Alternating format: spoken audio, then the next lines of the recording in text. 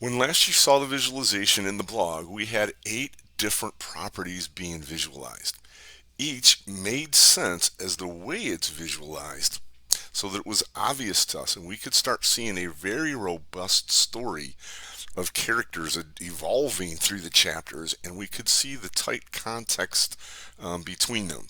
What I'm going to go ahead and do is add some more elements now, but they're very visual in nature, and I didn't want to try to capture them in screenshots because you would miss them.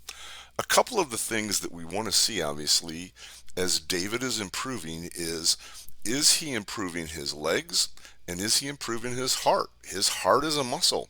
We want that thing to be pushed further and further and further. So we want to be able to see, does that actually happen?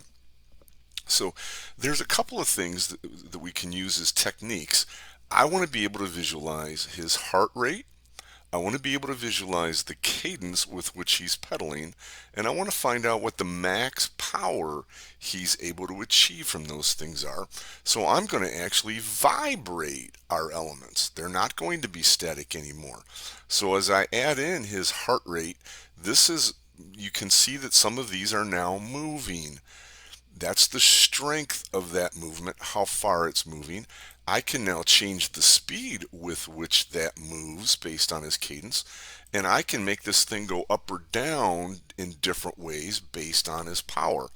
So now I'm seeing these things. I can still see my glows. If that's what I'm focused on, if that's the part I want to analyze now, where am I glowing? I know that that's max resistance, and I can see that Emma gets him to a max resistance, and I can see that Alex, as we pointed out in the story, and of course I can see the glowing up here from Matt. So if I'm thinking, let's work on Dave's resistance, hey, let's build your resistance, buddy, I'm going to immediately be drawn right to those things. If I'm focused on Dave says, hey, I want to really push my heart, we're going to focus on where that thing is jumping around a lot, right? One of the things that Dave obviously wants to track is calories. Where am I burning calories? I've got to be looking at that. So what we can do is we can turn on an opacity, and you'll see that the more calories burned, the more solid the object is, and yet you can see some that are very clear. So while Dave may be getting some work, perhaps the cadence is very low or the resistance is very low, and he's not really burning much at all.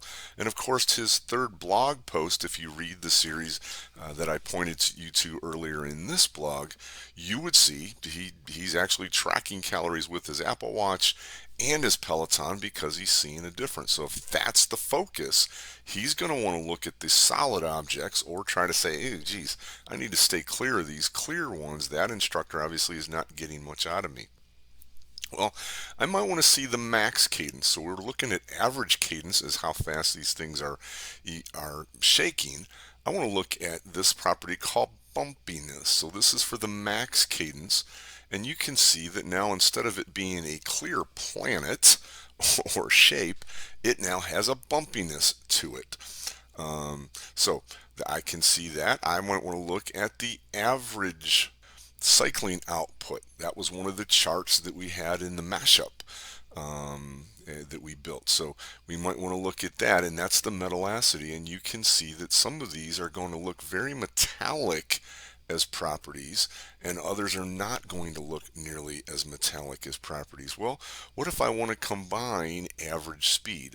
Notice that we had created these arrows for our average distance.